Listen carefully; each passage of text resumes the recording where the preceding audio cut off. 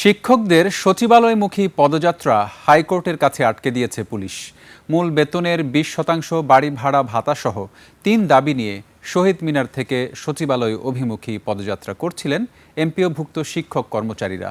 বিকাল 4টার দিকে এ পদযাত্রা শুরু করেন তারা। পরে পুলিশের বাধায় হাইকোর্টের পাশে অবস্থান নিয়েছে শিক্ষকরা। খোরশেদ আলীর সহায়তায় আরেফিন শাওনের রিপোর্ট।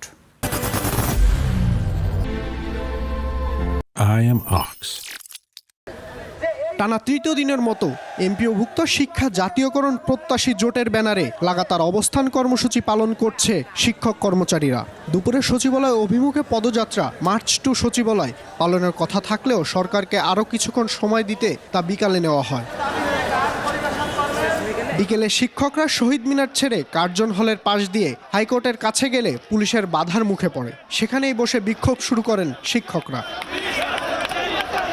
মূল বেতনের 20% বাড়ি ভাড়া, চিকিৎসা ভাতা 500 থেকে বাড়িয়ে 1500 এবং এমপিওভুক্ত কর্মচারীদের উৎসব ভাতা 75% করার দাবি নিয়েই তাদের আন্দোলন।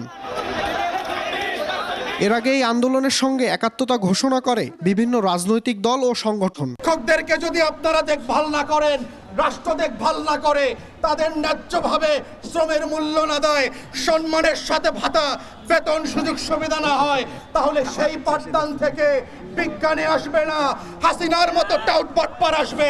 তবে আগামী বুধবার দুপুরের মধ্যে কোনো ইতিবাচক ফলাফল না পেলে বড় আন্দোলনের হুঁশিয়ারি দিয়েছেন শিক্ষকরা। আরেফিন শাওন, 21 টেলিভিশন, ঢাকা।